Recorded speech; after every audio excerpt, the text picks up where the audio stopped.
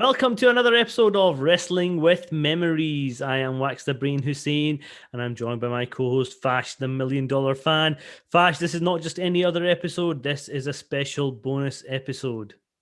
Wax, you know who I am, but you don't know why I'm here. What do you think we could be talking about today? I don't know. It could only be the 25th anniversary of a very special moment in wrestling history, specifically the debut of Scott Hall. How many of those toothpicks do you have, Fash? I've got 100. I found them somewhere. I think they're pretty old, but I was able to unearth some in the house. We can talk. I mean, we're wearing denim jackets, which once again, I don't know where I found this from. It is many years old. You're wearing a denim jacket. It can only mean one thing. As you say, it's the 25th anniversary of what I believe is the night that wrestling changed forever. It's when Scott Hall appeared on WCW Nitro. Really, at the time, it was crazy. And we know now, 25 years later, it's historic. We're actually recording on the date. So it is today, Thursday, 27 May 2021. He appeared on Nitro on a Monday, 27th May 1996. So, you know, we are honoring it in style. I might take off the denim jacket in a bit, but I'll maybe keep chewing on the toothpick and throw it at you another time. Sure, you do that, Fash. I mean, let's just set the scene very quickly, right? What WCW is before this moment, right? We've just had Slamboree 1996. We've had this crazy tournament, a lethal lottery pitting, individuals from different tag teams or just individuals, wrestlers as sort of tag teams against random opponents. And the winner of each match goes into what they call a battle bowl, which is basically a battle royal, to decide who is going to get a title shot against the winner of Giant versus Sting, which is the main event. Giant is your current champion. You've got a big feud with Ric Flair and Macho Man's Randy Savage over Elizabeth and women involved as well. Hulk Hogan is, he comes and he goes. He has his special main events on certain pay-per-views. But that's really it. The main stars that you've got in WCW at this time, Fash, you would say Flair, Hogan, Savage, Sting. Is that fair? Lex Luger. Yeah, and the Giant as the champion. Yeah, I think that's your top guys. And as you say, we've had this pay-per-view Slamboree, and WCW is pretty lame still right now. They're doing a lot of good things. They really increased their roster, but there's a lot of lame storylines. Hogan's still playing the red and yellow hero, and it's interesting because up to this show, there's various storylines going on that they're essentially going to drop in the weeks after this. So I mean, talking about storylines, I say Hogan's off right now. He's on, and they have promos playing of him with his celebrity mates and other things he's doing. But there's a feud between the Macho Man and Ric Flair. There's a feud between Steve Mongo McMichael and the Horsemen, so that's all going to intertwine, I should say. And then you've got Lex Luger is really interesting in this point in time. He's playing this kind of babyface and heel. So to Sting, he acts like a good guy. To everyone else, he's been quite sneaky. So he's playing an interesting character. The stuff going on with the Dungeon of Doom, which was super lame. So, it's a time which is kind of, they're still finding their feet.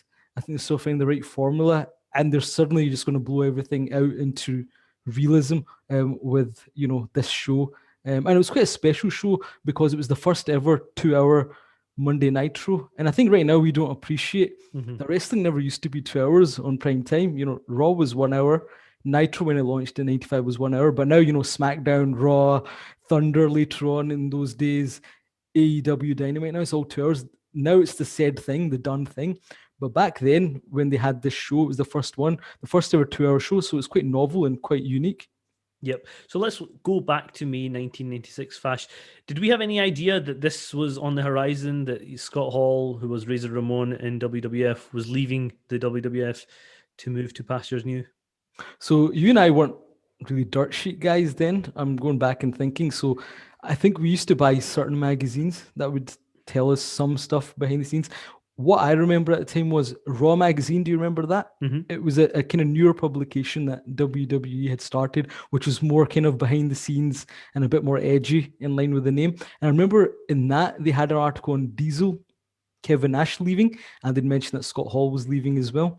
And I think from there, and maybe other tidbits of information, post WrestleMania 12, we knew that both were leaving. And after, I think, they met their contractual obligations. So there was Good Friends, Better Enemies. That was the last pay-per-view for both of them. And then they had the famous curtain call incident, which we'll get into details in another time. But in terms of what we heard, there was a bit from there. We didn't do the phone lines back then, I remember. I don't think so. I think that was more of a 97 onwards, but could be wrong on that. But what I do recall quite vividly is on an episode of Superstars, and a random match going on, Vince McMahon mentioned that both Razor Ramon and Diesel had left the WWF and they were moving to another organization, and no doubt that organization was going to take advantage of the name that they'd made in the WWF. And if I'm not wrong, he might have said something similar on Raw as well. So it was these kind of bits and bobs of information. So we kind of knew they were left, but not the kind of extensive details of the story behind it. Yeah, and it's interesting to just think about what they meant to the WWF at that point. So Razor Ramon was never a world champion in the WWF. He did challenge for the title a couple of times with Bret Hart, but mostly he was renowned for his run as Intercontinental Champion. You're annoying me, Wax. And the next guy, Diesel, was the worst drawing champion WWF ever had, apparently. Nash, man. So, I mean, as individuals, when they leave the WWF, and if I'd known, would I have been that bothered? I don't know. I was never a big fan of Diesel. I think you were a bigger fan than I was. You were a big Razor Ramon fan, though. I liked Razor Ramon, but I would never have considered him as championship material. I don't know. In fact, I'm gonna have to, challenge you a little bit here. I mean, if we're talking about that WWF in 1996, right? So you're right. Razor Ramon never got the chance to be the WWF champion, but obviously the Click was running the show then, right? But he was the most coveted Intercontinental champion at the point. I'm not saying he was a nobody. And he was a big. If you're not a big star at the time, who would you say they would be? He's got to be Shawn, Bret, Undertaker, right? So those three, Diesel and Razor. That was it, wasn't it? That was. I just don't put Diesel. Okay, Diesel because he was world champion, right? I just Scott Hall was. If you look at all the major stories. He was a big character. But would I have put him up as one of my top stars in the business at the time? I don't think so. But regardless, he was but they were important, right? Big star, still big important for them, and they were part of major stories. I could never have imagined that they would change in such a way to be even more important on the other show. Yeah, you're absolutely right. Because I think what people, are very quick to say is, Vince McMahon makes stars bigger. In many respects, he does. But this is the one case where people like it or not, Kevin Nash and Scott Hall became much bigger stars by going to WCW in this storyline. And obviously we'll discuss all of that, in the future. Yeah. But yeah, it was at the time, you're right to a degree, I think, that they were leaving, but there was so much else going on at the time. Shawn was the champion now. The Ultimate Warrior had returned. You had new talents like Ahmed Johnson, who gets ripped apart today, but at the time was being pushed as this big star. And you had all these other new faces coming in. Mankind was there now. Uncle Steve Austin, who at the time was ringmaster, a little bit lame. Nobody would have thought he'd become what he would. But, there was so many different things happening that at the time you'd be like, oh, that's a shame. And then you were a little bit intrigued by, okay, how's WCW going to treat them? And I think initially at the time, we probably thought, well, it's still kind of red and yellow Hulk Hogan. Hulk Hogan's going to just take on these guys and beat them. Or maybe, they'll be good guys. Who knows? But yeah, no one could have envisaged, what actually happened. Yeah, so why don't we talk about the show itself then and the debut, and specifically let's just focus on the Scott Hall moments of the Nitro show. I don't think there was too much else to call out specifically, but there's a match going on between the Mauler, who I was surprised to learn was Blake Beverly of the Beverly Brothers. Mike, because he looked very familiar, so I had to go Google up. Let me just take this denim jacket off, Wax, because your one is more close. I don't know. I think you were pulling off pretty well, Fash. Well, that's just me. I can pull off anything. I mean, we won't do what Scott Hall actually did, which you mentioned before the show, which was he was kind of bare chested, just with the denim jacket. Just yet. We can't do that right now. Give us a couple of weeks. Don't want the Mauler to collapse. Yeah, the Mauler, Blake Beverly was up against Steve Doll, some jobber, was actually a former NWA tag team champion. But regardless, they're midway through a match, and just in the background, you see a man in a denim trousers, denim jacket, walking through the crowd. He slowly comes over the banister and picks up a microphone in the middle of the match, and both competitors sort of stop. And Tony knows who it is. He's just making a big deal of, this guy coming in. I think Larry's on with him. Larry Zbyszko's on, who's pretending he can't see a thing, even though in the beginning, which is a bit odd. He's calling the action. Yeah, and Scott Hall, naturally comes into the ring. I think at this point the competitors are outside of the ring, and he starts his speech, which, as you mentioned, you people know who I am, but you don't know why I'm here.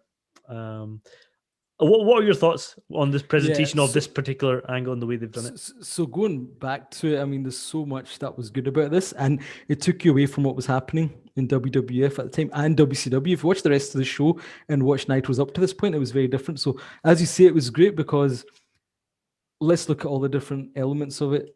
He comes to the crowd. So straight away, it's not how typically a wrestler would come, right? From the entranceway. There's no music or anything. He's wearing street clothes to add to the realism of the whole thing. The crowd is pin drop silent. Yep. And as you say, what made it good was Tony's reaction. He's kind of like, wait a minute. And Zbyszko's like, what are you talking about? And then there's like kind of, what the hell? What's with this? You know, and they're kind of, you know, whispering. They don't know how to react to it then. And as you say, then Scott Hall takes the mic. The crowd's still stunned. And yet, in terms of the two jabronis that were in the ring, you know, they stop wrestling. So rather than say, you know, what's going on, attack the guy, they kind of just leave, which leaves him to address the crowd. And, you know, he says, give me a mic. And then I think Tony says, before, you know, Scott starts speaking, can't believe what I'm seeing. Yeah. And, you know, it was just this, you know, now we would take that for granted, but way back then, this was very different because straight away, they drew this distinction that this isn't supposed to happen. Yep. And this guy isn't supposed to be in the ring. And, you know, there's confusion everywhere. And that was the beginning of what would be, you know, the kind of beats that they'd play in this storyline. Yeah. And specifically what Scott Hall says, you know, he refers to Billionaire Ted. He refers to, you know, the names that the WWF used in their famous skits about, you know, the old guys in the WCW, Flair, Hogan, Macho Man, Nacho Man. You know, so he's kind of almost playing it as if he's actually still part of the WWF because he's using their language, and that's the whole premise, isn't it? That he's an outsider. He's not actually WCW, and he goes, "You want a war? You're going to get a war." So it's very much portrayed as if this is actually WWF guys infiltrating WCW, which just made it seem amazing.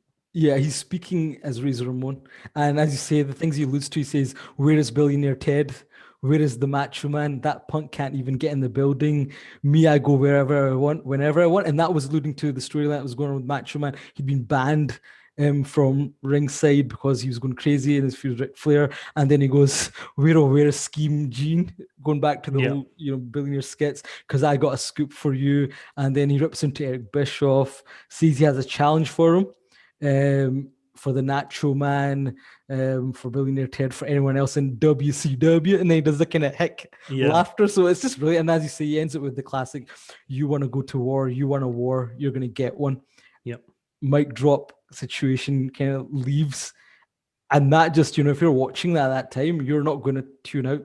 Yeah, exactly. But they sort of downplay it. They don't really refer to it too much. Which makes it real as well, right? Yeah. And they're trying to hide away from it. And, you know, the show carries on. And you've got the main event then between Sting. Before I take you to the main event, because once again, Wax has got other plans today. He's got a dinner. I do. I've got a fancy dinner to go to. And we've got you know, we're not going to shortchange our audience. This is supposed to be a 10-minute show, apparently, according to Fash.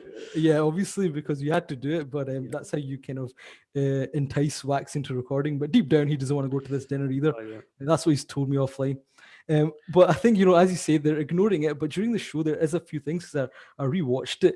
And there's things such as, you know, first Eric Bischoff, because let's go back to this 2-hour thing, right? Hour 1 now is Tony Schiavone and Larry Zbyszko, but Hour 2 is Eric Bischoff and Bobby Heenan, which was the original commentary duo for Nitro. And in the beginning, you know, Bischoff says that we're not going to dignify that with a response, but then he does say, you know, if he wants to talk to me, you know, he can talk to me later. And then actually something else interesting that I did remember is during a match between Steve Regal and Alex Wright, at one point Steve Regal does a move and then he kind of says to the camera, you know, these guys are coming from other organizations trying to take, you know, our position, something to that effect. So they're playing it. And then during that match as well, you hear Eric Bischoff kind of off mic saying to somebody, you know, can I get him out of here? If he wants to talk, he can talk later on. I'm paraphrasing here, but so they're kind of saying we're not going to acknowledge it. But then, you know, Eric Bischoff slowly acknowledging that something's going on, which then leads us to, as you say, the main event of Sting versus Scott Steiner, which on paper is quite an interesting match, but nothing much happens in it because of the kind of ongoing storyline between the Steiners and Sting and Lex Luger. Yeah, basically you got this angle going on between the two pairs, and actually there's a bunch of WCW wrestlers that have to come out and separate them towards the end of the match, and that's when they go to the announcers, as you mentioned, Eric Bischoff and Bobby the Brain Heenan, and Scott Hall comes out to talk to both of them, and again Scott Hall this time refers to we challenge you, etc., and Eric picks up on it very quickly. Who is we? And Scott Hall doesn't really clarify anything at that point. He just says, you know who, and challenges the top 3 WCW guys to a match. He goes, we are taking over, and throws his toothpick at Eric, Fash style. Very much acting like the Razor Ramon character that we all know from the WWF. And that's it. So, in terms of you want to war, he mentions, let's not do this in the newspapers. Let's not do this in the dirt sheets. And he kind of alludes to does Billionaire Ted and his wrestlers have the guts? He points to a different part of his body when he says guts. And then Eric Bischoff's like, saying things like, you're stepping out of line here, and you're being very kind of stoic as the guy. So it's like, once again, very real. And at the end, as you say, he kind of throws his toothpick at him, and then Eric Bischoff says something like, you're out of here. And then he kind of, looks at Bobby Heenan, looks at the camera, and, he's kind of like, don't know what to say. And then frustrated, takes off his headset. So, just brilliant in terms of, how they portrayed this. And as you say, it's very much, you're watching this thinking, WWF is coming, taking over here. Now, for some of the audience, they won't get any of this, like what's going on. For the smart audience, they're like, this is interesting, but it goes between blurring the lines. Is this real?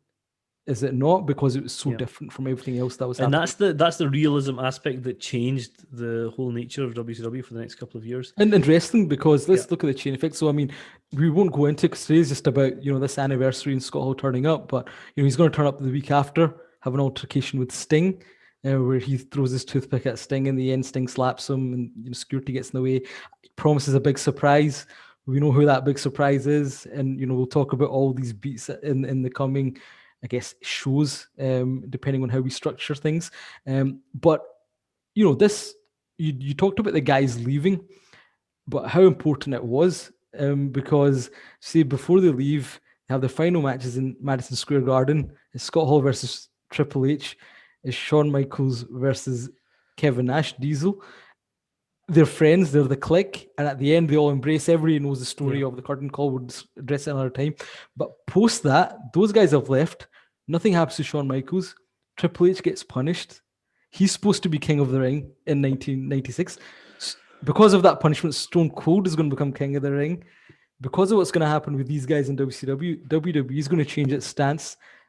They're going to move to 2 hours and then eventually the Attitude Era. So just everything is going to change. And that's why this ended up being probably the most important night, because after this, people were talking about wrestling. Now moving it to side, in terms of ratings, I was looking at, it was only a 2.8 versus a 2.2, I think, 2.3 for Raw.